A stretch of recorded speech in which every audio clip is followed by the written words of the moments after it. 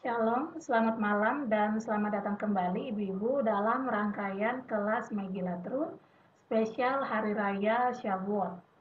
Kelas ini saya terjemahkan dan adaptasi dari kelas terakhir rangkaian kelas Megilatrut yang diajarkan oleh Rebbetzin Hana Bracha Sigelbal dalam kelas online musim semi 5781 Midrashat Berot Bat Ain. Kelas ini saya dedikasikan pertama-tama untuk Aliyah Neshama ayah saya, Domingus Yawang atau Mose Yosef ben Abraham Avinu Alav Shalom, kiranya Neshamanya sampai kepada Aliyah tertinggi. Yang kedua, saya dedikasikan kelas ini kiranya menjadi kehendak-Mu Hashem Tuhan kami dan Tuhan Bapa leluhur kami untuk Engkau sesegera mungkin mengirimkan kesembuhan yang penuh atau refuah shlema dari surga, kesembuhan spiritual dan kesembuhan fisik kepada adik Delila bat Yocheved dan ibu Rachel bat Rivka. Baik, sebelum masuk ke dalam rangkaian kelas Megilatrut nomor 9 bagian kedua hari ini, saya persilakan ibu-ibu sekalian untuk disiapkan kitab sucinya terlebih dahulu dan silakan dibuka dalam Rut pasal 4. Pada pertemuan kali ini kita akan baca sama-sama dulu Rut pasal 4 ayat 11 sampai dengan ayat 22. Berhubungan ini kelas terakhir, dan kelas ini ketika Rebbetzin sampaikan kepada kami itu sudah dekat dengan Hari Raya Shavuot 5781 yang kemarin. Jadi kelas nomor 9 ini Rebbetzin gabungkan antara penjelasan tentang Rut pasal 4 dan sedikit penjelasan tentang Shavuot. Dalam pertemuan yang lalu kita sudah bahas tentang alasan pertama kenapa kita perlu mempelajari Megilatrut dan membacanya pada Hari Raya Shavuot. Nah, Rebbetzin sudah menjelaskan juga sepintas tentang alasan pertama tentang hubungan antara Torah tertulis dan Torah lisan dan kenapa sampai itu pentingnya untuk kita juga baca Megilatrut saat Hari Raya Shavuot. Oke, sebelum masuk dalam penjelasan hari ini, Ibu-Ibu, kita akan baca sama-sama saja dulu dari Rut pasal 4 ayat 11 sampai dengan 22 karena dalam penjelasan Rebbetzin itu tidak akan dibaca karena ini sudah mepet waktu itu ketika disampaikan. Jadi Rebbetzin penjelasan saja, tidak ada pembacaan-pembacaannya gitu. Jadi kita akan mendahului atau membuka kelas ini dengan kita baca sama-sama. Oke. Mungkin Tante Stefani juga bisa disiapkan dalam bahasa Indonesia saja kita baca berganti-gantian. Jadi urutannya seperti ini.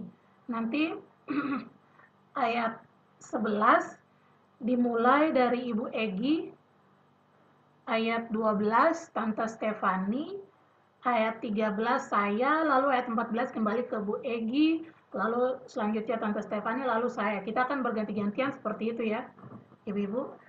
Ketika sudah gilirannya silakan nyalakan mic-nya lalu dibaca dan kalau sudah selesai langsung dimatikan lagi supaya tidak mengganggu yang lain. Oke.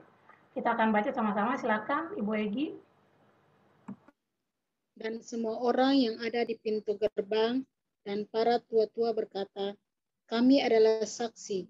Biarlah Bapak Hashem menjadikan wanita yang sedang masuk ke rumahmu itu seperti Rahel dan Lea yang keduanya telah membangun keturunan Israel dan lakukanlah mujizat di Efrata serta serukanlah suatu nama di Bethlehem.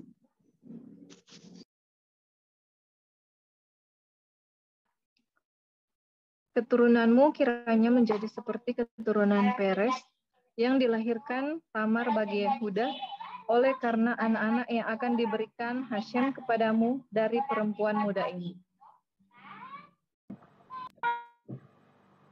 Ayat 13, lalu Boas mengambil Rut dan perempuan itu menjadi istrinya dan dihampirinyalah dia. Maka atas karunia Tuhan perempuan itu mengandung, lalu melahirkan seorang anak laki-laki. Ayat ke-14, kemudian berkatalah para wanita itu kepada Naomi, Bapak Hashemlah yang terberkati, karena hari ini dia tidak membuat seorang penebus terhapus bagimu, maka biarlah namanya termasyhur di Israel. Ayat 15, dan dialah yang akan menyegarkan jiwamu dan memelihara engkau pada waktu rambutmu telah putih. Sebab menantumu yang mengasihi engkau telah melahirkannya, perempuan yang lebih berharga bagimu dari 7 anak laki-laki. Ayat 16, dan Naomi mengambil anak itu serta meletakkannya pada pangkuannya dan dialah yang mengasuhnya.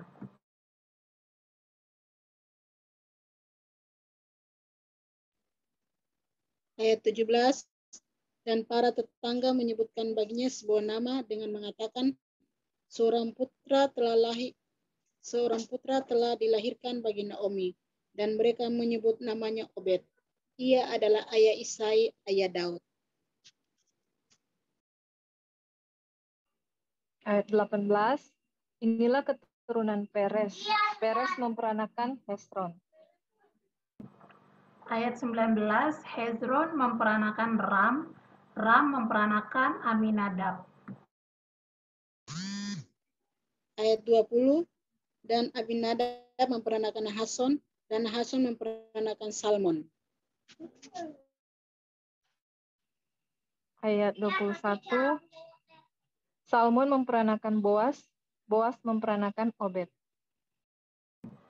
Baik, saudara-saudara, ibu-ibu sekalian, jadi itu pembacaannya. Sekarang kita masuk dalam penjelasannya yang mana Rebbitzin langsung sebenarnya menggabung-gabungkan gitu antara ayat-ayat ini dengan materi-materi dari handout yang telah saya bagikan handoutnya gitu. Nanti di akhir kelas baru kita akan mungkin baca sama-sama dari handoutnya, karena sekali lagi karena ini kelasnya Rebbitzin menyampaikan aja gitu, jadi tidak ada waktu untuk baca, tapi kita nanti sebagai penghormatan kita kepada Rebbitzin dan juga Midrasya, kita akan baca untuk menghargai usaha mereka mengumpulkan handout ini untuk bahan pelajaran kita. Oke, saya masuk dalam penjelasannya sekarang. Jadi dalam pertemuan yang lalu, saya berhenti saat sedang menjelaskan bahwa tubuh kita yang sifatnya sementara ini, sesungguhnya akan membawa kita kepada eksistensi yang jauh lebih besar lagi dari yang saat ini. Yang mana kita butuhkan nanti eksistensi itu saat kebangkitan orang mati terjadi. Jadi tentang kebangkitan orang mati ini ada diajarkan dalam 13 prinsip kepercayaan oleh Rambam. Yang mana Rebbitzin menekankan bahwa kita sebagai orang Yahudi itu mempercayai hal tersebut. Kita percaya akan kedatangan Mesias, kita percaya akan ada kebangkitan orang mati nanti.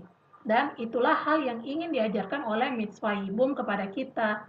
Memberikan seseorang yang telah meninggal tanpa memiliki keturunan, berikan dia kesempatan untuk lahir kembali. Hal ini mengajarkan kita bahwa dia sesungguhnya bisa dilahirkan kembali. Saat jandanya menikahi saudaranya yang terdekat, maka dia akan kembali ke dunia ini melalui reinkarnasi yang baru, ya kan? Seperti yang sudah kita bahas sepanjang rangkaian kelas Megillah Truth ini dari pasal 1 hingga pasal 4 saat ini.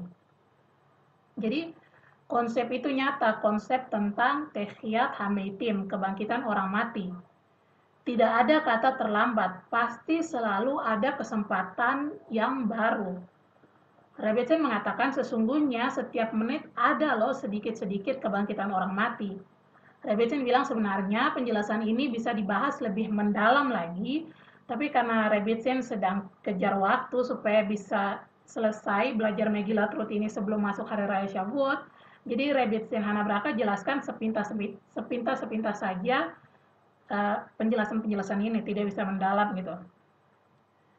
Jadi dalam kurikulumnya Midrasyat Berat Batain sebenarnya sudah diatur untuk kita murid-muridnya tuh bisa menyerap pengajaran-pengajaran yang diberikan dengan melakukan latihan-latihan seperti latihan menulis kreatif, latihan drama, dan lain sebagainya. Yang mana ini juga adalah salah satu mata pelajaran yang beda lagi dalam kelas online Midrasya, dan saya pribadi, saya Tikva, merekomendasikan ibu-ibu, jika ibu-ibu ikut kelas online Midrasya, silakan luangkan waktu untuk hadir juga dalam kelas menulis kreatif oleh Mora Yedida Miriam.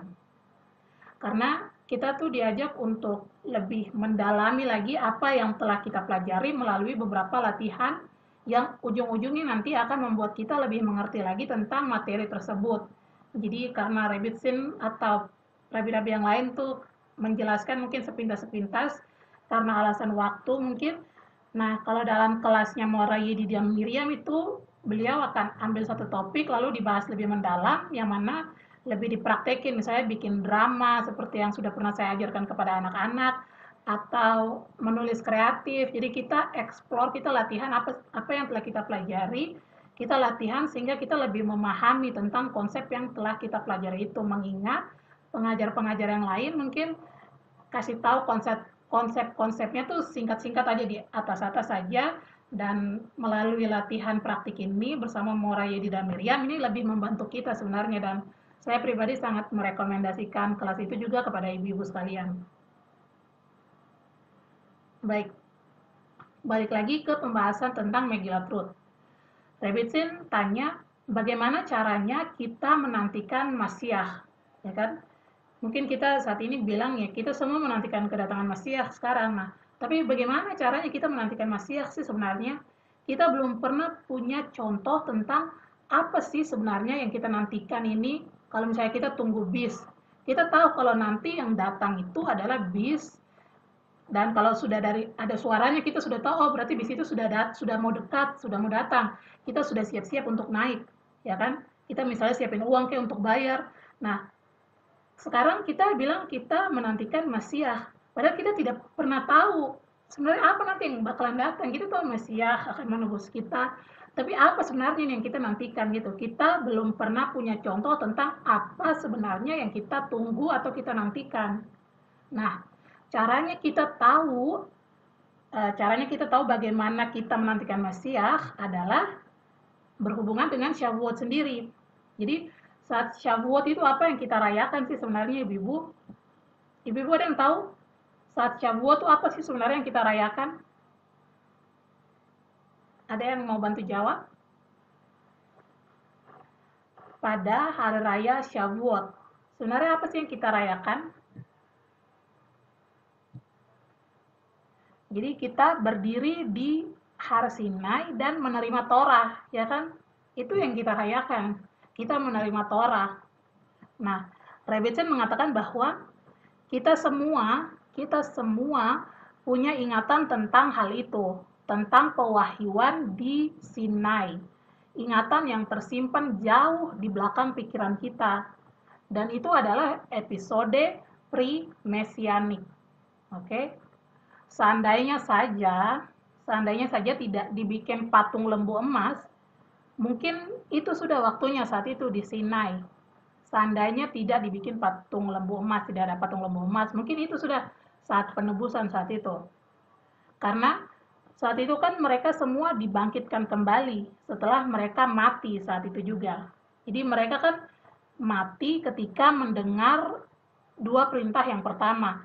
Karena terlalu tinggi sekali secara spiritual bagi mereka, maka jiwa mereka nih semua terbang keluar dari dalam tubuh mereka masing-masing, lalu Hashem mengembalikan kembali mereka masuk balik ke dalam badan fisik mereka.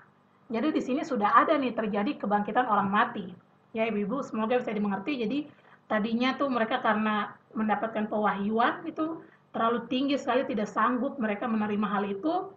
Jadinya jiwa-jiwanya itu pada terbang keluar dari dalam tubuhnya. Nah, lalu Hashem membalikan kembali mereka jiwa-jiwanya masuk ke dalam tubuh jasmaninya mereka masing-masing lagi. Jadi di sini sudah ada kebangkitan orang mati. Oke.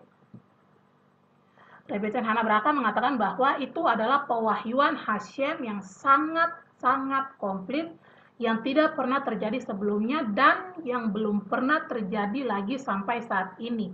Belum ada lagi yang pernah terjadi seperti itu. Dan itulah yang kita nantikan pada kedatangan Masiah, sebuah pewahyuan dari Hashem. Jadi Rebbetzin bilang, jika kita kaget malam-malam karena suara roket, misalnya, mungkin bukan kita, tapi mereka yang di Israel, mungkin kalau kita kaget malam-malam karena suara roket, sebenarnya kita sedang siap-siap untuk mendengarkan suara shofar yang akan mengantar pewahyuan Hashem yang diungkapkan di dunia ini. Maka dari itu, pada pada saat Shavuot, kita mengingat kembali. Pada saat kita merayakan Hari Raya Shavuot, kita mengingat kembali dan kita menghidupkan kembali pewahyuan yang terjadi di Sinai. Hal ini juga membantu kita untuk memiliki gambaran tentang akan seperti apa nanti ketika Masiah datang. Bait suci dibangun kembali dan setiap orang akan mendapatkan pewahyuan. Bezrat Hashem. Jadi ini adalah topik yang nomor 2. Kan dalam pertemuan yang lalu saya kasih tahu kalau Rebbetzin akan beritahu kepada kita beberapa topik tentang kenapa sih kita perlu membaca Megillat Ruth ini juga, membaca Megillat Ruth saat Hari Raya Shavuot.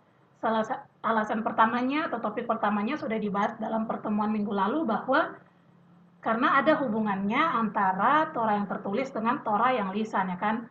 Dan tadi barusan saya sudah bahas yang topik keduanya. Oke, tentang pertanyaan sebenarnya apa yang kita nantikan dari kedatangan Masiah itu kan, maksudnya bagaimana kita tahu bagaimana kita menantikan kedatangan Masiah. Nah, itu topik kedua dari penjelasan Rebbetzin Hanabraka. Sekarang masuk dalam topik yang ketiga, adalah menghubungkan Torah dengan tefillah atau doa. Apa yang kita ketahui tentang Ruth, dia itu penuh dengan doa. Ruth itu penuh dengan doa. Kenapa namanya dia adalah Ruth? Ini juga sudah kita bahas dalam awal-awal dari rangkaian kelas Megillat Ruth ini. Karena Ruth ini memiliki zehut bahwa Daud akan menjadi keturunannya. Raja Daud akan menjadi keturunannya Ruth. Dan Daud melakukan sesuatu yaitu rifehu yang memiliki akar kata yang sama dengan Ruth. Yaitu Daud memuaskan Hashem dengan mazmur dan puji-pujiannya. Dan itu adalah doa. Mazmur puji-pujiannya itu tergolong sebagai doa. Jadi Rebbetzin ini maaf. Jadi Rebbetzin Hanabraka baru selesai baca satu buku yang ketika dia menyampaikan kelas ini, beliau baru selesai baca satu buku tentang kehidupan dari Rabbi Natan dari Breslov. Terhitung dari zamannya Raja Daud, Rabbi Natan ini adalah salah satu orang yang menulis buku tentang doa-doa. Dan banyak pertentangan karena hal ini. Karena apa yang dilakukan oleh Rabbi Natan ini. Contohnya, beliau menulis buku tentang tefilot, yang artinya adalah kumpulan doa-doa. Nah, tapi yang spesial tentang bukunya ini adalah buku yang dia tulis ini didasari pada sesuatu. Rebbetzin Hanabraka mengatakan bahwa Rabbi Natan menulis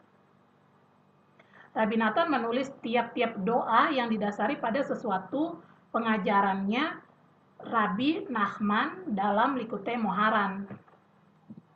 Ya, jadi Rabbi Natan ini menuliskan doa-doa dan tulisannya dia itu didasari dari pengajarannya Rabbi Nachman dalam Likutei Moharan. Karena Rabbi Nachman berkata kepada Rabbi Natan ini, kamu harus mengambil Torah dan buatlah doa dari situ. Katakanlah Torahnya Rabbi Nachman ini kebanyakan tentang apa yang harus kita capai dan kita sebenarnya harus jadi individu yang seperti apa sih? Ini sebenarnya sangat dalam karena dihubung-hubungkan dengan Torah juga, tapi Rebbetzin bilang, katakanlah salah satunya adalah kita harus menjadi individu yang rendah hati.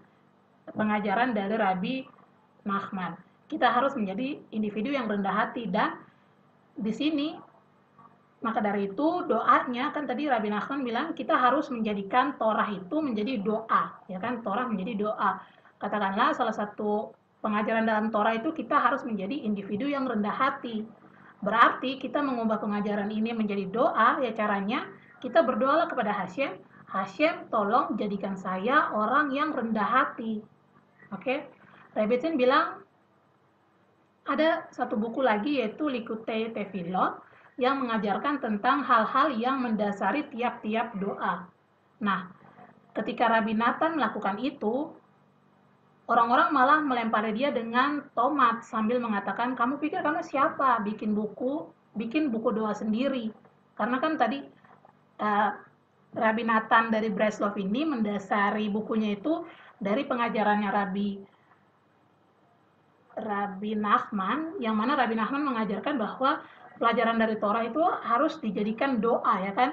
Nah, sekarang Rabbi Nathan ini mau ikutin, jadi dia bikinlah buku doanya sendiri gitu kan. Nah, lalu justru mengundang pertentangan, dan dia justru dilempari itu sama orang-orang, dilempari tomat sampai dibilang, kamu pikir kamu tuh siapa bikin buku doa sendiri gitu. Nah, Rabbi Nathan bilang sebenarnya Rabbi Nathan ini tidak mengganti doa-doa yang ada yang berhubungan dengan Yerusalem, dengan Bait Suci dan lain sebagainya yang selalu kita bacakan juga tiap hari, 3 kali sehari. Sebenarnya Rabbi Nathan ini tidak mengganti doa-doa itu. Dia hanya menambahkan ekstra doa untuk membawa orang-orang lebih taat lagi dalam melakukan doa. Balik lagi, penjelasan ini adalah untuk menjelaskan poin ketiganya Rebbetzin, bahwa kita harus menghubungkan antara Torah dengan Kefilah. Dan Rebbetzin sendiri pun sempat terpikirkan untuk, karena Rebbetzin kan suka menulis blog, ibu-ibu mungkin kalau tertarik untuk baca ada namanya rebbetzin.hanabracha.blogspot.com. Silakan dilihat di sana ada parasya setiap Syabatnya, selalu Rebbetzin tulis dan ada haftaranya juga. Kalau tertarik nanti silakan dibuka, dan berdasarkan pengajarannya Rabbi Nachman ini yang dipraktekkan oleh Rabbi Nathan, yang bukunya itu tentang kisah hidupnya Rabbi Nathan baru selesai dibaca oleh Rebbetzin Hanabracha, Rebbetzin jadi kepikiran nih, gimana kalau Rebbetzin tulis di blognya itu dari para Shahashavua diambil beberapa bagian gitu untuk dijadikan doa gitu. Nah, ini kayak menginspirasi Rebbetzin Hanabracha sendiri juga untuk melakukan hal tersebut, untuk mengubah Torah, bukan mengubah tapi untuk mengambil Torah itu dan dijadikan doa atau tefilah. Balik lagi ke pengajaran Ruth. Sebentar. Ya, jadi itu penjelasan untuk menjelaskan poin nomor 3-nya Rebbetzin, bahwa kita harus menghubungkan antara Torah dengan tefilah. Dan Ruth, dia memiliki sifat yang menginspirasi juga, yang daripadanya Raja Daud pelajari sifat itu, sifatnya Ruth yang baik ini. Raja Daud belajar dari genetika spiritualnya Ruth, yang pada waktu yang bersamaan juga Ruth, selain Raja Daud belajar dari spiritualnya nenek buyutnya ini, Raja Daud juga belajar langsung dari Ruth, karena kan pada saat Daud ini menjadi raja, Ruth masih hidup saat itu. Ruth masih hidup, jadi Raja Daud dia mempelajari langsung sifat-sifatnya nenek buyutnya ini, sifat-sifatnya Ruth, yang benar-benar menginspirasi Raja Daud sendiri untuk melakukan doa yang kita tahu daripadanya. Kemudian Raja Daud ini menulis satu kitab Mazmur gitu kan, yang isinya adalah tentang puji-pujian, dan ya puji-pujian kepada Hashem, dan puji-pujian itu adalah doa juga. Oke. Jadi Raja Daud, seperti tadi barusan saya bilang, Raja Daud itu kan punya buku Tehillim. Dan Tehillim ini dibagi menjadi berapa buku? Sebenarnya satu kitab. Cuma kalau misalnya kita baca gitu kan Tehillim ada 5 bagian. Maksudnya kalau kita lihat dalam bahasa Ibrani-nya mungkin akan kelihatan di sana bahwa Tehillim ini dibagi menjadi beberapa, yaitu menjadi 5 bagian, dan masing-masing 5 bagian ini memiliki korespondensi dengan 5 kitab yang ada dalam Torah. Balik lagi, Torah dan Tefilah. Tadi Tehillim itu isinya adalah Mazmur puji-pujian dari Daud kepada Hashem, dan itu adalah doa dari dalam hatinya Raja Daud kan, atau dari mulutnya juga. Pokoknya Mazmur puji-pujian itu tergolong sebagai doa. Dan kitab Tehillim ini terbagi menjadi 5. Nah, 5 ini berhubungan atau memiliki korespondensi dengan 5 kitab yang ada dalam Torah. Jadi kita lihat bahwa ada hubungannya di sini antara Torah dengan tefilah atau doa. Oke? Rebbetzin mengatakan Torah itu tidak seharusnya hanya ada dalam pikiran kita saja. Torah tidak seharusnya ada hanya dalam pikiran kita. Torah harus menjadi sesuatu yang dari pikiran kemudian turun ke hati kita. Dan itulah Boaz dan Ruth. Rebbetzin mengatakan bahwa Boaz itu otaknya, sedangkan Ruth adalah hati. Dan maka dari itu persatuan keduanya juga adalah bentuk persatuan antara Torah dan tefilah atau Torah dan doa.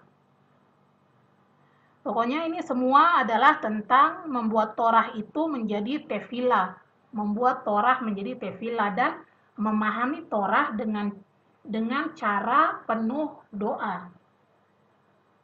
Karena sesungguhnya melalui doa kita dapat mengerti setiap kali kita belajar sesuatu dari Torah. Rebbetzin mengatakan, jadi bukan hanya di otak kita saja, jadi Torah itu bukan hanya di otak kita saja, tapi juga harus diturunkan ke hati. Maksudnya, contohnya adalah kita baru selesai belajar sesuatu nih, dan ini Rebbetzin sebenarnya memberikan contoh ini juga pelajaran untuk dirinya sendiri dan juga introspeksi untuk kita masing-masing sebagai muridnya Rebbetzin.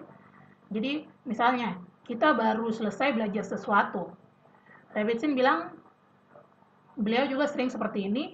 Ketika kita baru belajar sesuatu, pasti kita merasa senang, excited gitu, semangat sekali tentang hal itu. Lalu kita ingin cepat-cepat kasih tahu lagi ke orang lain, kita ingin ajarkan lagi ke orang lain gitu. Kemungkinan besar seperti itu. Nah, seharusnya bukan hanya di otak kita saja, tapi bukan hanya di otak kita saja terus kita transfer lagi ke orang lain kan, karena kita ngajarin orang lain, jadi kita transfer lagi ke otaknya orang lain gitu kan. Jadi seharusnya bukan hanya di otak kita saja, tapi kita harus mengerti Torah dengan pendekatan doa. Maksudnya adalah setelah kita belajar, lalu kita berdoa tentang bagaimana caranya kita bisa sampai pada hal yang baru kita pelajari tadi. Misalnya kita pelajari dari mana tentang Ruth dan Boaz, misalnya Boaz yang selalu memberkati. Jadi bukan hanya pengetahuan kita di otak saja kita tahu kalau Boaz itu sifatnya seperti ini, tapi bagaimana caranya untuk kita juga bisa mencontohi, mengikuti apa yang kita pelajari dari sifatnya Boaz dalam Megilat Ruth. Jadi itu maksudnya. Dari otak harus turun ke hati. Itulah yang diajarkan Ruth kepada kita. Oke, seperti ada dikatakan bahwa ada dua wanita yang menangis dengan sungguh-sungguh, yaitu Tamar dan Ruth. Mereka berdoa kepada Hashem, jangan biarkan kami keluar dari rumah ini dengan tangan kosong. Maksudnya adalah rumah dinasti Mesianik, rumah dari Daud atau Beit David. Dua wanita ini benar-benar menangis mendoakan hal ini karena mereka benar-benar ingin menjadi bagian dari rumah ini, rumah dinasti Mesianik Beit David. Jadi bukan kebetulan Daud itu menjadi individu yang penuh dengan doa, ya kan, karena kita tahu Raja Daud ini kan dia selalu menyanyikan mazmur dan puji-pujian kepada Hashem. Jadi bukan kebetulan Daud menjadi individu yang penuh dengan doa, karena dia mendapatkannya dari nenek buyutnya, yaitu Ruth, dan kalau ditarik ke atas lagi yaitu Tamar juga. Daud ini adalah keturunan dari dua perempuan ini. Seperti ada yang dikatakan juga oleh Raja Daud dalam Tehillim 109 ayat 4, Ve ani tefila. Mungkin ibu-ibu nanti bisa cek dalam bahasa Ibraninya, karena kalau dalam bahasa Indonesia tuh sudah miring. Jadi Ve ani tefila artinya adalah dan saya adalah doa. Raja Daud sendiri mengatakan seperti itu. Ve ani tefila, saya adalah doa. Ayat ini merefleksikan kenyataan bahwa segala hal yang kita lakukan dapat kita kontribusikan menjadi sebuah doa. Oke? Rebbetzin mengatakan, misalnya, saat sesuatu yang buruk terjadi atau ketika kita merasa gelisah, cemas, atau khawatir, misalnya kita merasa bagaimana jika saya tidak punya cukup ini, atau saya tidak punya cukup itu, kita khawatir gitu kan. Nah, kita bisa kontribusikan itu menjadi doa. Hashem, tolong bantu saya untuk memutarbalikkan kekhawatiran saya ini menjadi sebuah doa. Kita minta sama Hashem. Contohnya, kita khawatir kalau kita akan kena roket. Ya, kita ubah kekhawatiran itu menjadi doa. Hashem, tolong lindungi Am Yisrael, lindungi tempat-tempat perlindungan mereka saat keadaan darurat. Jadi, kekhawatiran kita yang tadi kita takut nanti kita kena roket, tapi kita ubah itu jadi doa. Berdoalah untuk hal yang menjadi kegelisahan kita atau kekhawatiran kita. Davidson mengatakan, lebih sering kita melakukan hal ini, maka rasa gelisah atau khawatir yang ada dalam diri kita itu akan semakin berkurang. Semakin sering kita mengubah rasa khawatir kita ini menjadi sebuah doa, maka rasa gelisah itu atau khawatir itu akan semakin berkurang. Oke? Jadi itu penjelasan tentang membawa Torah menjadi tefilah.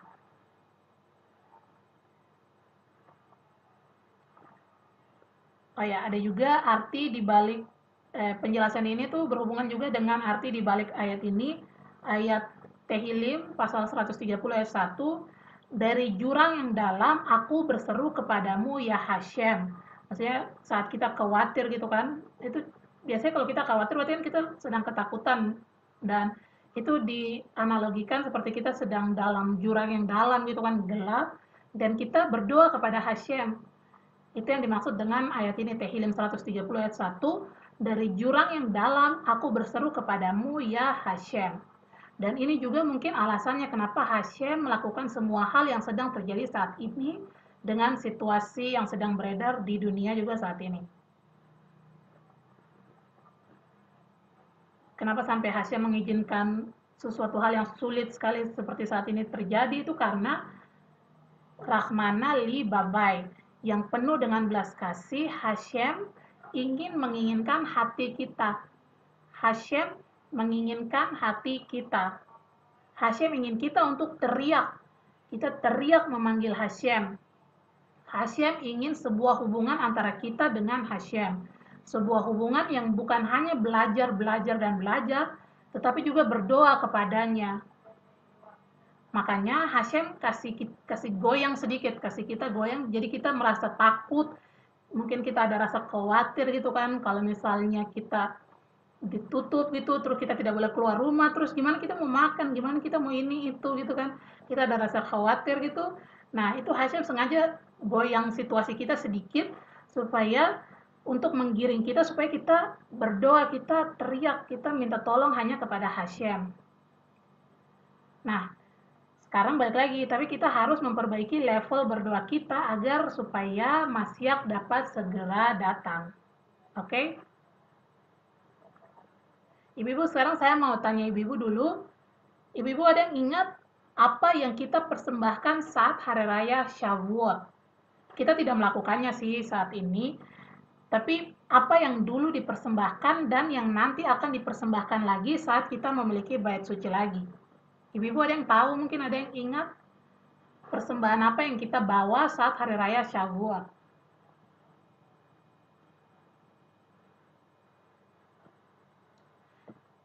Sebagai informasi, persembahan yang kita bawa saat Hari Raya Shavuot adalah 2 balok roti gandum utuh.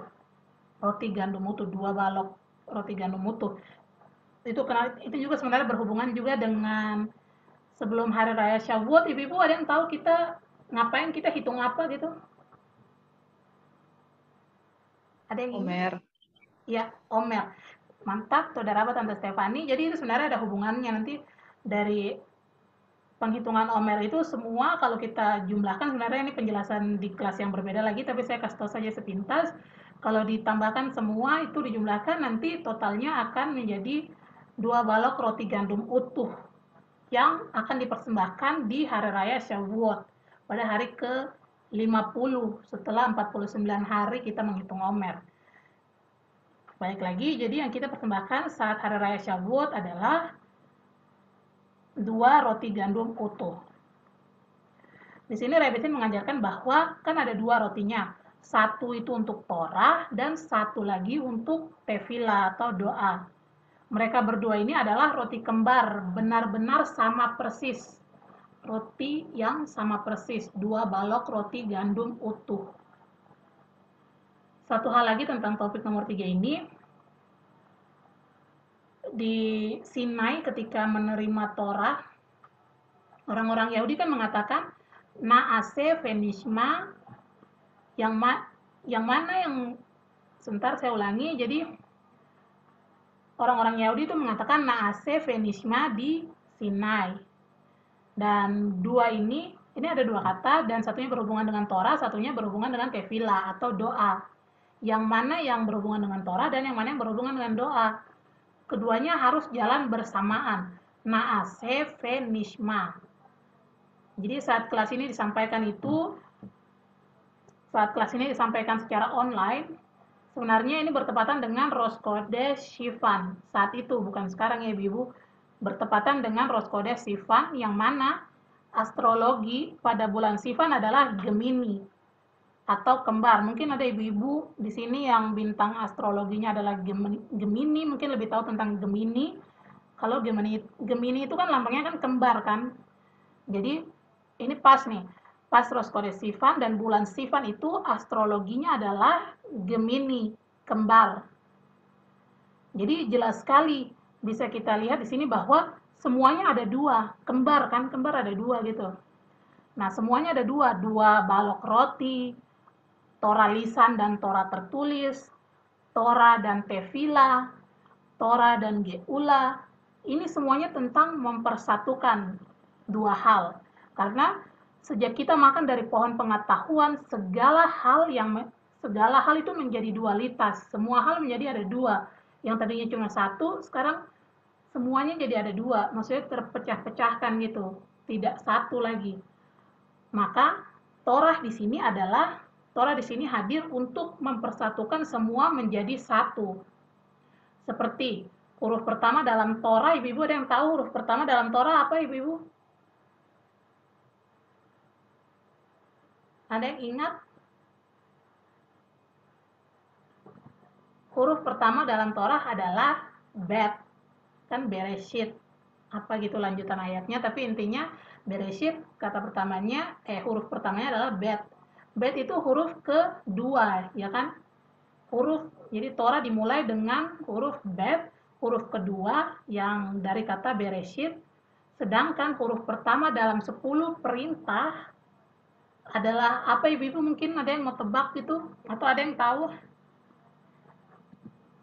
Huruf pertama dari 10 perintah, atau kata pertama lah dari 10 perintah. Jadi 10 perintah diawali dengan Alef, Anochi, ya kan? Anochi Hashem Elokeika. Oke, jadi itu Torah diawali dengan huruf Bet, yaitu huruf kedua, lalu 10 perintah diawali dengan huruf Alef, huruf pertama. Maksudnya adalah Hashem menciptakan dunia ini dalam dualitas, kembar, ya kan? Hashem menciptakan dunia ini dalam dualitas. Karena ketika kita punya kembar, kita bisa mempersatukan mereka. Tapi maksudnya Rebbetzin di sini adalah bukan mempersatukan, maksudnya seperti kembar siam. Maksudnya memang seperti kembar siam, tapi bukan dalam bentuk fisik, dalam bentuk spiritual gitu mempersatukannya. Kembar dipersatukan, tapi dalam bentuk spiritual, bukan dalam bentuk fisik. Intinya, Shavuot juga adalah tentang mempersatukan hal dualistik yang sudah mendarah daging dalam kehidupan kita saat ini. Oke, Ibu, mungkin sebelum lanjut, karena waktunya sudah mau habis, mungkin kita bisa keluar sebentar, lalu silakan masuk melalui link yang sama, baru kita akan lanjutkan ke pembahasan yang berikutnya. Saya akan matikan dulu penjelasan yang ini. Ya, balik lagi. Jadi tadi sebelum penjelasan itu tadi ada dikatakan bahwa di Har Sinai itu orang-orang Yahudi mengatakan Naase Venishma. Jadi apa itu Naase dan apa itu Nishma, ya kan? Naase artinya adalah kita akan lakukan. Ibu-ibu kalau misalnya nanti ada yang tahu gitu artinya dan mencoba-coba jawab, ibu-ibu jangan sungkan-sungkan, silakan dijawab, atau ada yang mau ditanyakan gitu, silakan dinyalakan mic-nya dan langsung ditanyakan saja. Balik lagi, Naase artinya adalah kita akan lakukan. Nishma artinya adalah kita akan dengar. Naase Venishma, kita akan lakukan dan kita akan dengar. Sebenarnya ada penjelasan lain lagi tentang kok lakukan dulu baru dengar, bukannya orang biasa dengar dulu baru lakukan, tapi itu tidak akan dibahas dalam penjelasan yang saat ini. Balik lagi, kita fokusnya ke Torah dan Tefilah. Naase artinya kita akan lakukan, Nishma artinya adalah kita akan dengar. Naaseh ve nishma. Kira-kira ini yang mana yang Torah, yang mana yang maksudnya merujuk kepada Torah, yang mana yang merujuk kepada tefilah. Nishma, kita akan dengar. Ini adalah pengajaran Torah. Kita akan dengar pengajaran Torah. Naase, kita akan lakukan, ini berlaku untuk tefilah atau doa. Naase, kita akan lakukan, ini berlaku untuk tefilah atau doa, karena tefilah adalah avoda belev, perbuatan di dalam hati. Ya kan? Apa pekerjaan yang kita lakukan dalam hati kita? Ya, naase. Kita akan kerjakan atau lakukan itu tefilah. Pekerjaan apa coba yang kita bisa lakukan dalam hati selain kita berdoa? Kalau kita ngomong sendiri dalam hati kan itu menurut saya itu juga bisa dikategorikan kayak sebagai doa gitu, karena kita langsung bicara secara spiritual ke spiritual yang lebih tinggi lagi, yaitu Hashem gitu, dan mungkin juga malaikat-malaikat bisa dengar. Tapi intinya pekerjaan yang kita lakukan dalam hati, apalagi kalau bukan doa ya kan. Jadi tefilah atau doa adalah perbuatan dari hati. Jadi kita harus meletakkan keduanya bersamaan antara Torah dengan tefilah. Seperti yang dikatakan oleh orang-orang Yahudi di Har Sinai adalah naase ve nishma. Kita akan lakukan dan kita akan dengar. Selain itu, sedekah. Sedekah juga berhubungan dengan tefilah. Misalnya kita memberikan sedekah sebelum kita berdoa. Rebbitzin bilang ini sebenarnya akan membantu kita untuk membawa turun doa itu kepada bentuk aksi di dunia fisik ini, di dunia fisik yang di bawah ini yang sedang kita hidup saat ini. Dengan kita memberikan sedekah sebelum kita berdoa, itu bisa membantu kita bawa turun doa itu, kita tarik ke bawah supaya bisa teraktualisasi lah dalam bentuk dalam aksi nyata gitu yang bisa kita lihat dengan 5 indera kita. Oke. Di sini Rebbitzin tambahkan lagi bahwa sedekah itu Boaz, sedangkan Ruth adalah persiapan dari doanya Oved. Dan nama Oved sendiri artinya adalah melayani Hashem, seperti ada tertulis juga dalam handout yang telah saya bagikan, tapi kita belum sempat baca. Jadi Oved itu artinya adalah melayani Hashem. Ini adalah sebuah pekerjaan juga ya kan, melayani Hashem. Itu kan ya sebuah pekerjaan lah kita melayani Hashem. Seperti ada dikatakan dalam 1 Tawarik 28 ayat 9, kenallah Elohimmu. Kenal itu berarti kan apa? Torah gitu kan. Kita tahu, kenal itu berhubungan dengan Torah, kenalilah Elohimmu dan beribadalah kepadanya. Beribadah itu berarti melakukan sesuatu kan, itu berarti tefilah gitu. Oke. Selanjutnya, poinnya Rebbitzin yang nomor 4 adalah untuk belajar dan mempelajari itu bukan hal yang utama. Yang paling penting adalah aksi atau tindakan kita. Poin nomor 4 ini menekankan tentang kita belajar itu bukan hal yang paling utama, tapi bagaimana kita mempraktekkan apa yang kita pelajari, aksi kita, perbuatan kita dari melakukan apa yang telah kita pelajari, itulah hal yang paling penting. Ini terambil dari, sebenarnya ada juga dalam Talmud, tapi ini saya coba cari-cari gitu kan, sumber Talmudnya tidak bisa ditemukan. Ketika saya cari di Google itu ketemunya justru ada dalam Pirkei Avot. Jadi di Pirkei Avot 1 ayat 17. Balik lagi, poin keempat ini sebenarnya berhubungan juga dengan yang poin nomor 3 yang Rebbitzin sudah jelaskan kepada kita yang tadi sebelumnya. Ya, jadi kan yang paling penting adalah tindakan kita kan, aksi kita, apa yang kita lakukan dari apa yang telah kita pelajari. Jadi apa tindakan yang baik sekali yang dilakukan oleh Boaz dan Ruth di sini? Yaitu pertama, Ruth rela melakukan sesuatu yang bertolak belakang dengan prinsip seniut dirinya hanya demi Hashem. Ya kan, seperti kita sudah bahas panjang lebar dari seluruh rangkaian kelas Megillat Ruth ini, Ruth kan nanti harus datang malam-malam menghampiri Boaz gitu kan, ini kayak melawan naluri dirinya Ruth sendiri gitu, dan itu sangat tidak serius sekali bagi dia. Dia merasa seperti itu, dan tapi dia melakukan aja hal yang bertolak belakang dengan prinsip senior dirinya dia itu, dan dia melakukannya itu hanya demi Hashem dan karena Naomi memerintahkan dia untuk melakukan demikian. Rebbetzin mengatakan, jika kita bisa bertindak melawan naluri kita, itulah tindakan yang sangat-sangat baik. Sedangkan Boaz, dia benar-benar menahan dirinya dan dia cek semua baik-baik dan memastikan bahwa dia melakukan hal sesuai kehendaknya Hashem. Seperti sudah kita bahas dalam kelas-kelas sebelumnya ketika Ruth malam-malam bawa diri gitu kan ke kakinya Boaz. Sebenarnya Boaz juga ingin, tapi dia benar-benar menahan dirinya gitu. Nah, ini juga hal yang sangat-sangat baik juga karena Boaz ini melawan melawan naluri dirinya sendiri juga, melawan itu demi Hashem.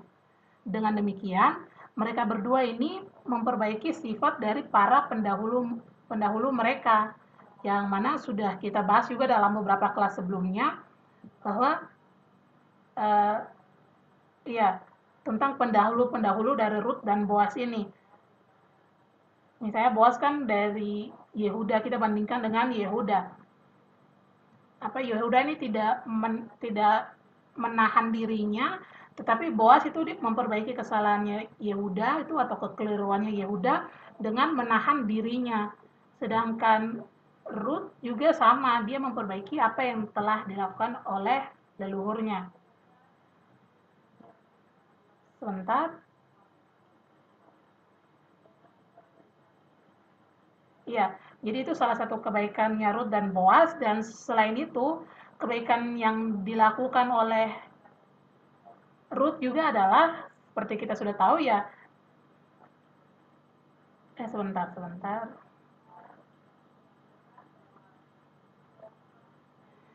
Iya, jadi selain itu yang dilakukan Ruth di sini juga dia melakukan khesed atau kebaikan yang luar biasa sekali kepada Naomi, ibu mertuanya.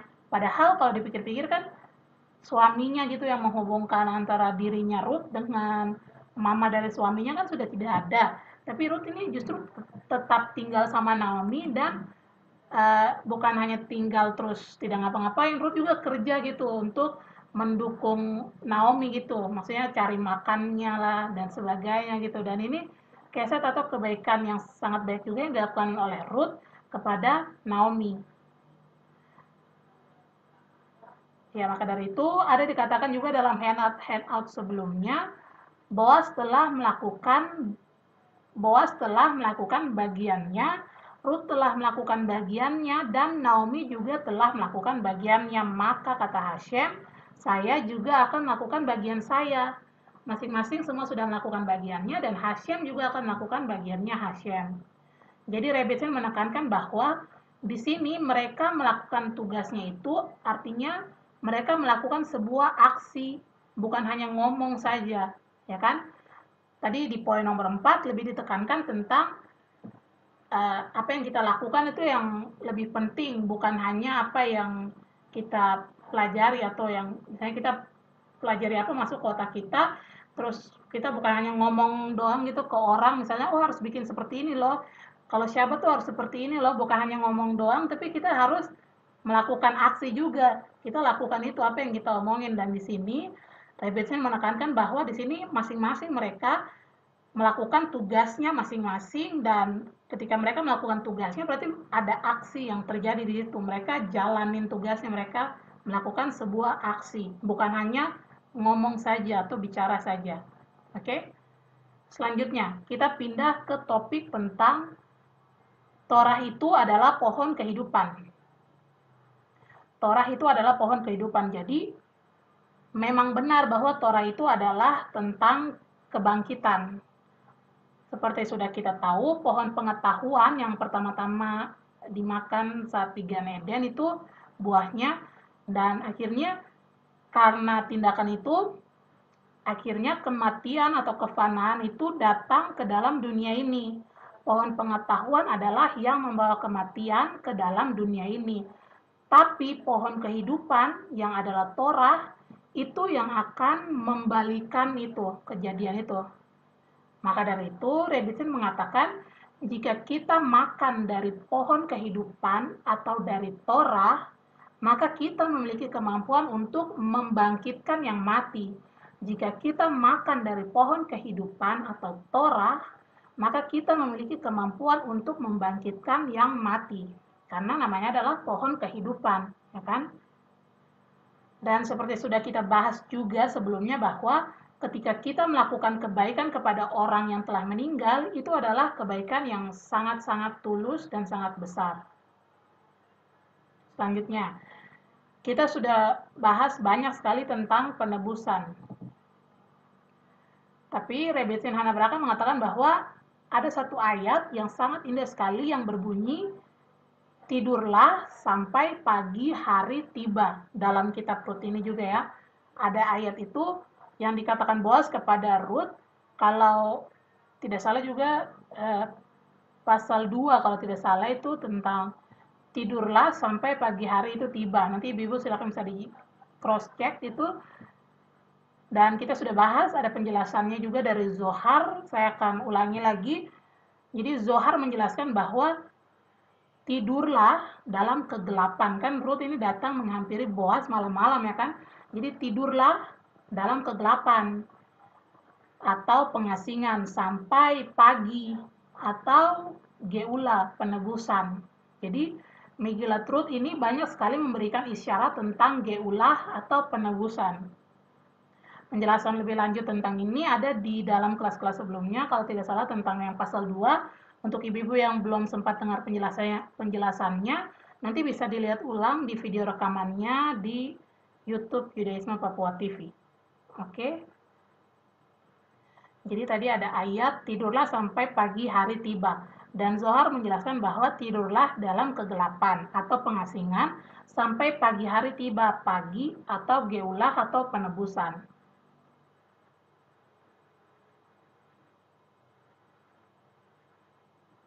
Ya, seperti yang sudah kita bahas sebelumnya juga tentang kalau tindakan kita layak untuk mendatangkan penebusan lebih cepat, maka bagus, ya kan? Kita sudah bahas juga, kita bandingkan dalam bahasa Ibraninya dan dalam bahasa Indonesianya juga, jika tindakan kita layak untuk mendatangkan penebusan lebih cepat, maka bagus. Tapi, jika kita belum layak untuk mendatangkan penebusan lebih cepat, Hashem tetap pasti akan menebus kita. Kita sabar saja, seperti dibahas kan, kita tidur malam tuh kadang-kadang kita rasa, kok kayak baru tutup mata, tiba-tiba udah pagi saja, cepat sekali gitu. Tapi kadang-kadang juga kita rasa, kita udah tidur, udah rasanya lama sekali, tapi kok belum pagi-pagi juga gitu kan. Itu yang dikatakan di sini. Sabar saja, pagi hari itu pasti akan tiba. Entah kita rasanya lama atau cepat, tetap pagi hari itu pasti akan tiba gitu. Penebusan pasti akan tiba.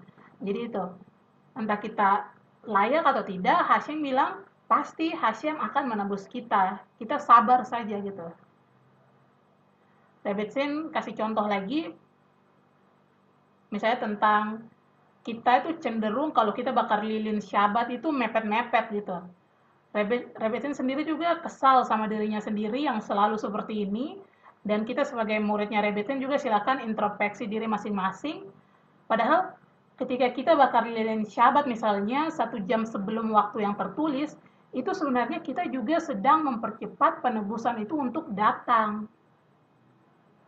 Nah, tambahan sedikit dari saya pribadi, dari Tifa, karena tahun 5782 yang sekarang kita ada di tahun 5782, tahun ini kita tuh seperti sudah ada pada hari Jumat jam 3 sore atau mungkin jam 3.30 gitu.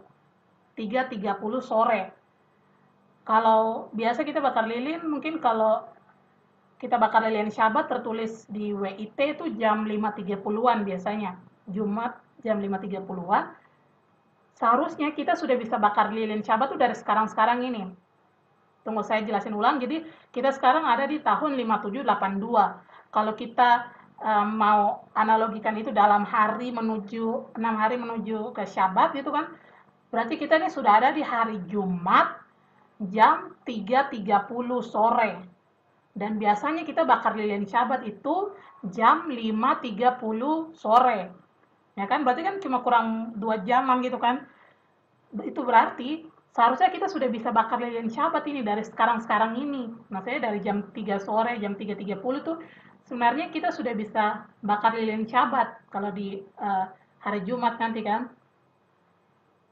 Seharusnya kita sudah bisa bakar lilin Syabat dari sekarang. Makanya banyak ibu-ibu, saya ada lihat di Facebook kalau tidak salah tuh, banyak ibu-ibu sekarang di Israel tuh mulai biasakan untuk bakar lilin lebih awal, lebih cepat. Kalau misalnya tertulis 5.30, mereka bakar 1 jam sebelumnya, 4.30, atau kalau bisa 2 jam sebelumnya tuh lebih baik lagi gitu.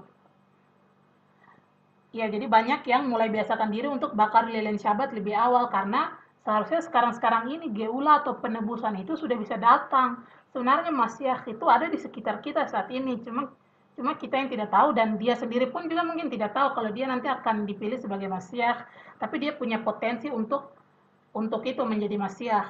Nah, ya jadi seharusnya sekarang-sekarang ini geula atau penebusan itu sudah bisa datang. Tinggal pertanyaannya, kita layak tidak untuk mendatangkan geula atau penebusan itu lebih awal. Kita masih di jam 3.30 sore. Terus bakar lilin Syabat, masuk ke Syabat nanti jam 5.30. Kalau kita mau bakar dari 3.30, berarti saat sekarang-sekarang ini. Pertanyaannya adalah kita layak tidak untuk mendatangkan penebusan itu lebih awal gitu dari waktu yang seharusnya. Oke, silakan kita introspeksi diri kita masing-masing dan kita renungkan sendiri-sendiri, dan kalau mau dipraktekkan untuk bakar lilin Syabat lebih awal sangat baik sekali, karena dari satu ibu mungkin di Manado bakar lebih awal, di Ambon bakar lebih awal, di Papua mungkin bakar lebih awal, di Jakarta gitu juga bakar lebih awal, itu akan dari Indonesia ini nambah ke yang di Israel juga yang bakar lebih awal, itu akan lebih besar kuasanya Bezrat Hashem, dan kita bisa mendatangkan penebusan atau geula itu lebih cepat dari waktu yang seharusnya. Oke, balik lagi ke penjelasannya Rebitze Machana Bracha.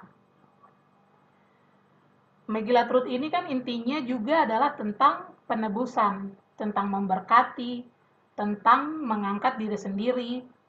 Dan Rebitze bilang, bayangin saja, ada tidak sih hidupnya orang yang jauh lebih susah daripada Ruth dan Naomi?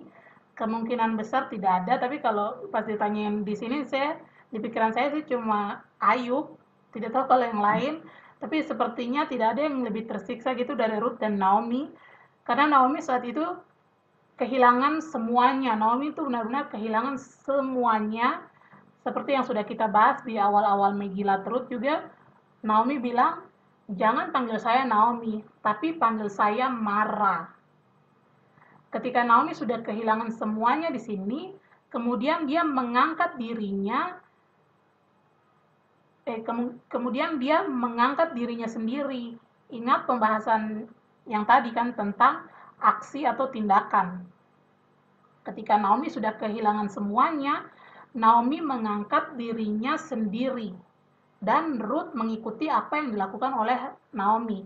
Ruth meninggalkan segala hal yang dimilikinya. Rebitze menekankan sekali lagi, Ruth meninggalkan, bukan Ruth kehilangan yang dimilikinya, tapi Ruth meninggalkan semua yang bisa dia miliki. Bayangin aja dia anak raja gitu kan, dia bisa, Rebitze bilang dia bisa duduk-duduk aja sambil manicure, pedicure, makan buah dengan pelayan-pelayan yang selalu melayani dia seumur hidupnya, tapi Ruth memilih untuk meninggalkan semua yang dimilikinya. Jadi Naomi kehilangan semuanya, lalu dia menerimanya kembali, sedangkan Ruth meninggalkan semuanya. Mereka berdua ini mengajarkan kita untuk angkat diri kita sendiri. Angkat diri kita sendiri. Jangan biarkan hal-hal yang terjadi dalam hidup kita menarik dan menenggelamkan kita. Ini adalah pesan yang sangat-sangat penting sekali dari dalam Torah, untuk mengangkat diri kita sendiri. Angkat diri kita sendiri. Jangan takut, dan kita harus angkat diri kita sendiri, tidak takut, dan punya emunah. Karena emunah akan melampaui semua itu. Jika kita punya emunah, kita ada kepikiran ini atau itu, kita pikir aduh bagaimana caranya bisa sampai di sana. Tapi kalau kita punya emunah itu akan melampaui semuanya. Itulah yang diajarkan Raja Daud kepada kita, yang diajarkan Tehillim kepada kita, semuanya tentang emunah melalui mazmur-mazmur dan puji-pujian dari Raja Daud. Balik lagi, mazmur dan pujian adalah doa. Oke. Selanjutnya, ada tentang comfort di sini. Rebetson mengatakan ada satu hal yang sangat menarik sekali. Jika kita lihat dalam teks tingkat lanjut, ada dijelaskan tentang Rachel dan Leah.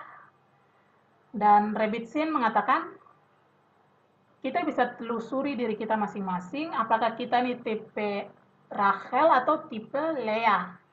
Nah, tapi Ruth itu mencakup keduanya, Rachel dan Leah, karena dia adalah seseorang yang melakukan convert. Nanti ada penjelasannya dalam teks handout yang akan kita baca bersama-sama di akhir kelas nanti. Jadi ini saya penjelasannya saja dulu. Masiah itu memiliki nilai gematria yang sama dengan nahas atau ular yang menipu Hawa gitu di Gan Eden. Masiah itu memiliki nilai gematria yang sama dengan nahas. Karena dialah yang akan mengembalikan apa yang telah dilakukan oleh ular itu. Masiah yang akan mengembalikan apa yang telah dilakukan oleh ular itu. Dan seperti sudah kita bahas di awal bahwa sekarang ini semua hal sudah terbagi dua, dualisme ya atau dualistik. Nanti pada akhirnya Masiahlah yang akan mempersatukan kembali dualitas yang ada saat ini. Dan maka dari itu, Ruth yang adalah leluhurnya Masiah juga memiliki sifat yang sama. Ruth itu sifatnya mempersatukan Rachel dan Leah. Karena Ruth adalah seorang convert, jadi dia mempersatukanlah dari sifatnya Rachel dan sifatnya Leah. Dia mempersatukan dan membawa orang-orang Yahudi kembali kepada Hashem. Bagaimana kita bersatunya? Salah satu caranya adalah melalui chesed atau kebaikan yang kita lakukan kepada orang lain. Rebetson Hanabraka mengakhiri kelasnya di situ bahwa seluruh Torah ini yang dibaca saat Shavuot mengajarkan kita tentang pentingnya chesed atau melakukan kebaikan. Begitu juga dengan Megillat Ruth yang mana banyak kata chesed disebutkan berulang-ulang kali di sana. Rebetson mengatakan, chesed pertama yang Hashem lakukan adalah memberi pakaian kepada mereka yang telanjang di Gan Eden, yaitu Adam dan Hawa. Sekalipun mereka sudah melawan kan sama Hashem, sudah dibilang jangan makan dari pohon yang itu, tapi mereka makan, mereka melawan. Tapi Hashem tetap memberikan chesed atau kebaikan kepada mereka. Lalu di akhir kitab Devarim atau Ulangan, dikatakan bahwa Hashem mengubur Moshe. Inilah chesed terbesar, yaitu untuk kita ikut serta dalam proses pemakaman. Oke, sebagai tambahan aja sedikit, jadi dalam kelas yang lain, saya lupa dari Rabi siapa yang ada di Midrasya itu dikatakan bahwa iya, chesed yang kita lakukan itu, jadi kita bisa melakukan chesed itu dengan memberikan pakaian kepada orang yang tidak mampu, karena seperti Hashem melakukan seperti ini, Hashem memberikan pakaian kepada orang yang telanjang, tidak punya baju gitu kan.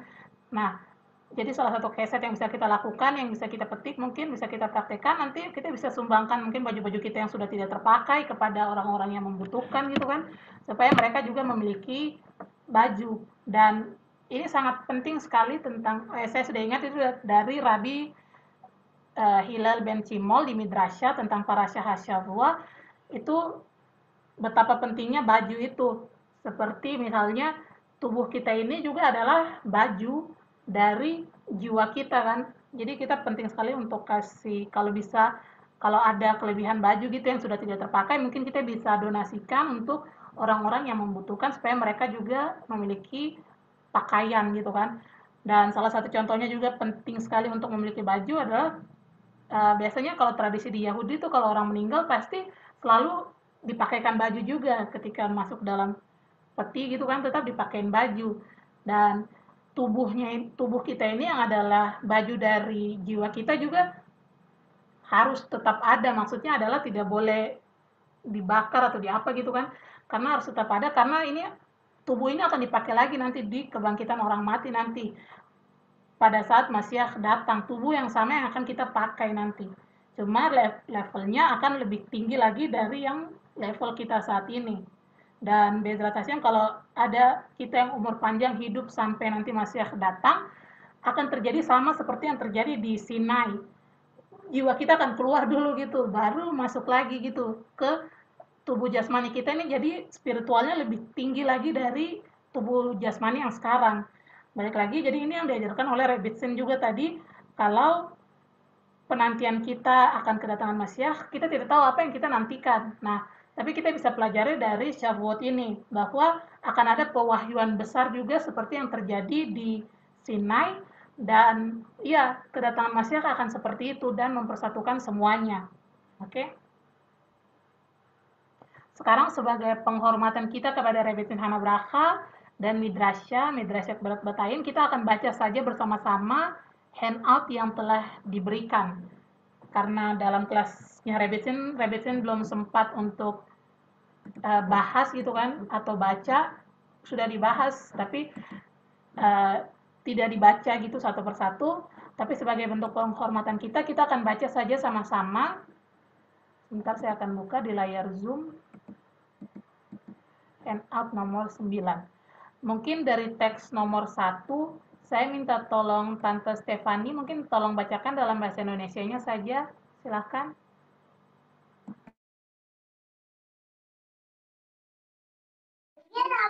Teks 1. Mungkin Hashim membuat wanita itu. Rabi Akha berkata, siapapun yang menikahi seorang istri kosher, seolah-olah dia telah menegakkan seluruh Torah dari ujung kepala sampai ujung kaki. Tentang ini ada dinyatakan, istrimu akan menjadi seperti pohon anggur yang subur. Tehillim 128 ayat 3. Oleh karena itu, Aishat Kail ditulis secara akrostik dari Alef sampai Ta. Generasi tidak ditebus kecuali melalui pahala wanita saleh dari generasi itu. Seperti yang ada dinyatakan, ia mengingat kasih setia dan kesetiaannya terhadap kaum Israel. Tehillim 98 ayat 3. Di sana tidak dikatakan terhadap anak-anak laki-laki Israel, tetapi terhadap kaum Israel. Yalkut Simoni Rut 606. Baik, Saudara Abah, Tante Stefani, sekarang kita pindah ke teks nomor 2, mungkin saya minta tolong Ibu Egi, bisa tolong bacakan teks nomor 2 dalam bahasa Indonesia, silahkan. Ya, seperti Rahel dan Lea, meskipun mereka berasal dari suku Yehuda dan keturunan Lea, mereka mengakui bahwa Rahel adalah inti rumah tangga, dan mereka menyebut Rahel sebelum Lea. Sebuah nama harus disebut. Semoga Anda menjadi terkenal secara harfiah dan memanggil nama, yaitu semoga nama Anda menjadi besar. Rasi Rut 4 ayat 11. Ya, Toda kakak.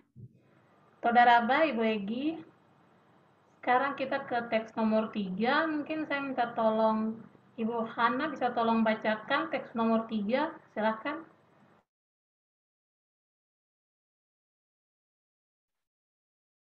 Ketiga, Naomi dari rahasia Lea dan Ruth dari rahasia Rachel.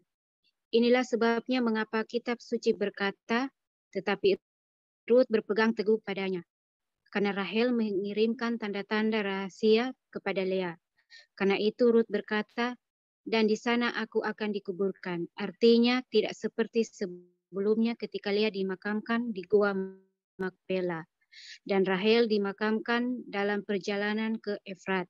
Ofet yang dilahirkan Ruth adalah Yehuda, putra Lea. Inilah sebabnya mengapa kitab suci mengatakan seorang putra lahir bagi Naomi, seorang putra sejati.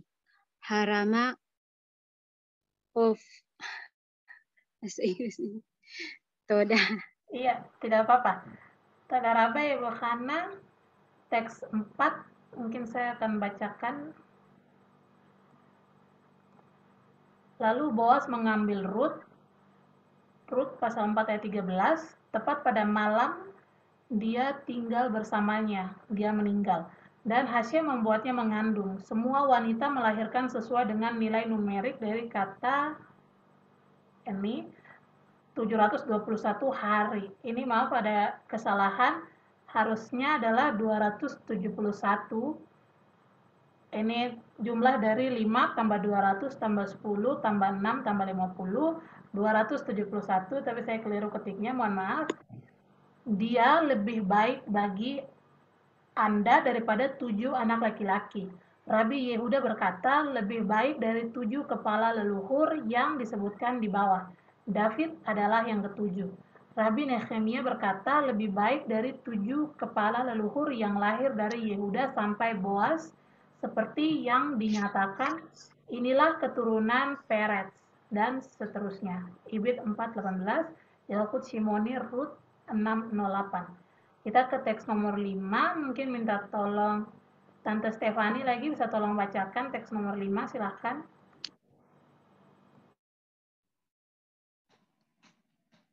Teks 5, dia dinamai untuk ayahnya yang terkenal dan yang telah menikahi seorang istri demi surga. Oleh karena itu, ia dipanggil hamba, Ofet, dari Tuhan. Juga dinamai untuk ibunya, seperti ada tertulis, maka kamu akan melihat kembali perbedaan antara orang benar dan orang fasik, antara orang yang beribadah kepada Hashem dan orang yang tidak beribadah kepadanya. Malaki pasal 3 ayat 18, antara Rut dan Orpa. Orpa mempermalukan dirinya sendiri, tetapi Rut berpegang teguh pada keesaan Tuhan. Oleh karena itu namanya disebut Ofet. Seorang pria yang saleh menikahi seorang wanita yang saleh, dan putra mereka menjadi orang yang sepenuhnya saleh. Generasi ketiga dipilih oleh Yang Maha Kudus. Terpujilah dia, seperti yang dinyatakan dipilihnya David, hambanya. Tehillim pasal 78 ayat 70, Midras Lekak Tof. Saudara Bang, sekarang teks 6, minta tolong Ibu Egi, bisa tolong dibacakan teks nomor 6, silahkan. Ya. Ketahuilah bahwa Mahlon dan Kilion adalah reinkarnasi dari Er dan Onan. Oleh karena itu, dia dipanggil Onan karena dia berduka dan berduka, Onen, tentang dosanya. Sampai dia berinkarnasi dalam Mahlon dan diampuni Mahlon. Dia diluruskan melalui Boaz dalam rahasia Ofet yang sedang mengerjakan ladangnya, yaitu wanita itu. Ini tidak seperti sebelumnya ketika mereka akan membuang benih mereka. Karena itu, para tetangga di halaman kematian yang merupakan jiwa memanggilnya Ofet. Oleh karena itu, dia memanggil putranya Yisya karena dia akan mewarisi 310 dunia. Alasan mengapa pertama kali kelaparan terjadi di negeri tanpa roti adalah karena mereka tidak mengerjakan tanah, seperti yang disebutkan, dan sekarang mereka kenyang dengan roti, dan ini adalah rumah roti. Arisal ikuti Torah Megilarut. Toda kakak. Baik, Saudara Ba, Ibu Egi, untuk teks nomor 7, minta tolong Ibu Hana, mungkin bisa tolong bacakan, silakan. Teks 7, duduk di sana, ini adalah Rut si perempuan Moab, yang melihat kerajaan Shlomo. Cucu dari cucunya seperti ada dikatakan, dia menyebabkan takhta ditetapkan untuk ibu raja. Rabi Eliezer berkata kepada ibu royalti Talmud Babilonia, Baba Batra 91b. Udah. Baik, Saudara Ba, Ibu Hana, teks nomor 8 mungkin akan saya bacakan. hanya ada 366 tahun antara ketika mereka memasuki Israel sampai David lahir. Karena kitab suci menyatakan setelah 480 tahun keempat pemerintahan Raja Shlomo 1 Melachim 6 ayat 1. David hidup selama 70 tahun dan Israel 40 tahun di padang gurun. Jika kita mengatakan bahwa Salmon berusia 1 tahun ketika dia memasuki negeri itu, maka mereka berempat, Salmon, Boaz, Obed, Yisai, dan masing-masing akan berusia 91 tahun ketika dia menjadi ayah dari anak-anak. Jika seseorang meragukan ini dan mengatakan bahwa Nahson berusia kurang dari 20 tahun ketika dia meninggalkan Mesir, maka mari kita bayangkan bahwa dia berusia 18 tahun. Dalam hal ini mereka akan berusia 5 tahun. Nahson, Salmon, Boaz, Obed, Yisai, dan setiap orang akan menjadi ayah dari anak-anak ketika mereka berusia 84 tahun. Ini benar di mata saya karena Boaz sudah tua. Kita belajar ini dari ketika dia memuji Rut karena tidak mencari para pemuda itu. Juga Yisai sudah tua ketika dia menjadi ayah dari David. Karena dia adalah putra ke-8-nya. Mungkin juga Obed memiliki anak ketika dia sudah tua dan dia tidak menikah kecuali demi menghormati Hashem. Juga ibunya meninggalkan kepercayaannya dan tanah tempat kelahirannya untuk mencari perlindungan di bawah bayang-bayang sayap Hashem. Oleh karena itu, anak laki-laki itu akan melayani Hashem, Obed. Karena kebanyakan anak seperti orang tua mereka. Karena orang tua adalah akar mereka. Ibn Ezra, Megillat Rut 4:17. Sebelum kita lanjut ke teks nomor 9, ibu-ibu, karena waktunya akan segera habis, mungkin kita bisa keluar sebentar, lalu masuk melalui link yang sama. Kita akan baca lanjutan handout-nya dan juga ada teks tambahan di bawahnya, baru kita akan penutupan. Silakan keluar sebentar, saya akan matikan dulu video yang ini. Teks nomor 9, mungkin minta tolong Tante Stefani, bisa tolong bacakan, silakan. Teks 9, aspek Boaz memang merupakan aspek Yehuda, yaitu kerajaan yang disebut Os, beri kekuatan kepada umatnya. Ini adalah arti dari di dalam dia adalah kekuatan. Boaz. Mahlon dan Kilion adalah dan Onan. Obed datang untuk mengerjakan tanah dan menghilangkan duri darinya untuk memperbaiki segalanya. Arisal Likutei Torah Parsat Paeki. Baik, saudara Pak, Tante Stefani. Sekarang kita masuk dalam lembar teks tingkat lanjut dari kelas nomor 9 dengan judul ini adalah pengajarannya Arizal untuk Rut. Judulnya adalah pendekatan antara Rachel dan Leah. Ini tidak ada nomor teksnya, tapi ini per paragraf saja. Paragraf yang pertama ini mungkin minta tolong Ibu Hana dari kata semoga sampai keduanya. Silakan.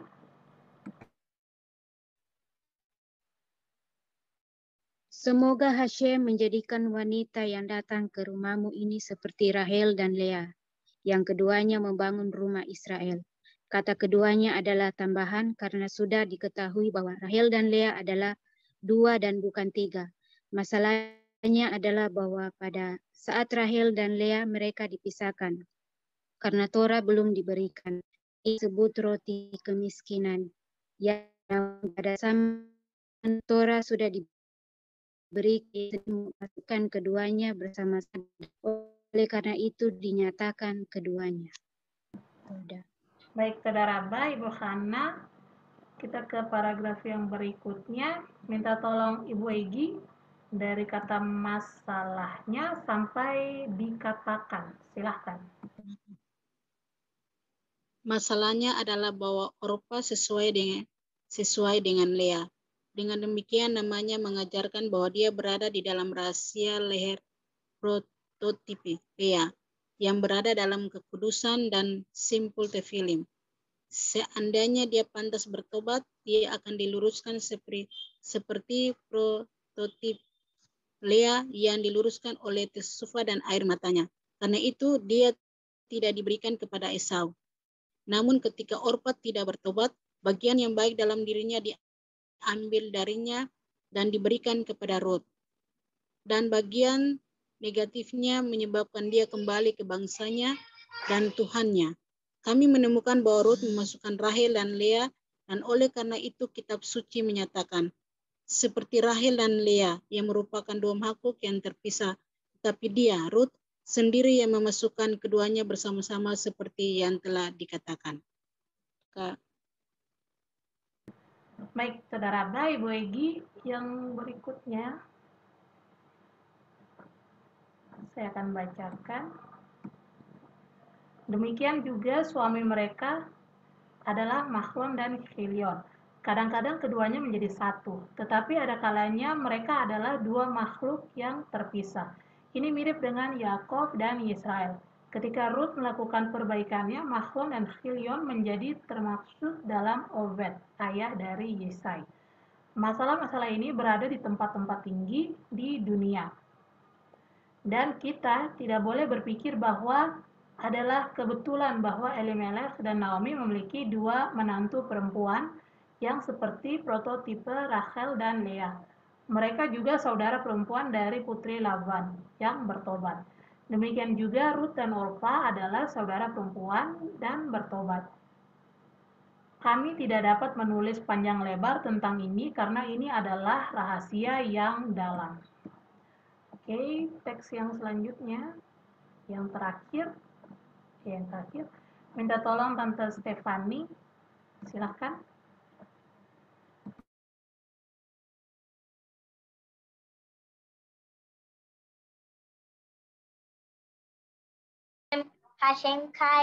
Samuel berkata, adalah mungkin, apalagi untuk mengatakan bahwa Ruth sekarang telah memperbaiki apa yang dinodai oleh Kafa di zaman bandingkan hal-hal yang berbeda melalui ekspresi analog. Di sini menyatakan wanita yang datang, dan di sana menyatakan ini harus disebut wanita. Bereshit 2 ayat 23. Oleh karena itu disebutkan tentang dia di zaman Raja Salomo, dia menempatkan kursi untuk ibu raja. 1 Melakhim 2 ayat 19. Untuk ibu kerajaan, Arisal, the steps of Abraham Avinu. Baik, Saudara Baik, Ibu sekalian, kita baru saja selesai membacakan handout-nya. Sekarang, ya, jadi itu saja Ibu-Ibu untuk rangkaian kelas pembahasan Megillat Ruth pasal 4 bagian D hari ini atau kelas nomor 9 bagian kedua. Jika Ibu-Ibu ada pertanyaan atau tanggapan, saya persilahkan terlebih dahulu. Apakah tadi ada yang membingungkan atau semuanya sudah jelas? Atau mungkin Ibu-Ibu ada pertanyaan dari hal-hal yang lain yang di luar dari Megillat Ruth juga sangat dipersilahkan. Jika saya tahu, saya akan jawab. Jika saya belum tahu, saya akan tanyakan ke Rebetsin.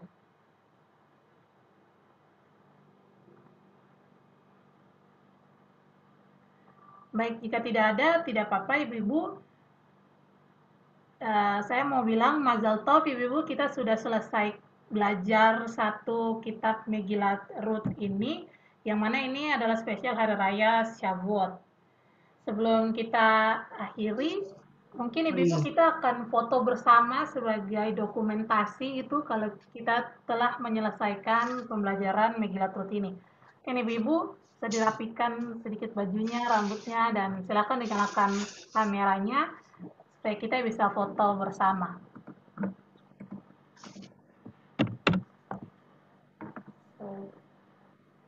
Apakah sudah?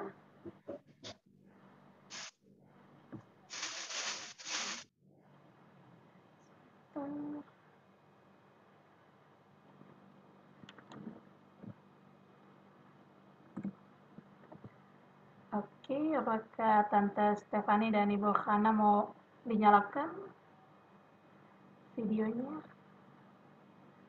Mantap. Sebentar. Oke, kita akan Ibu Hana ya. Oke, kita akan foto bersama. 1, 2, 3. Oke, sebentar saya coba save dulu yang itu. Sebentar ya.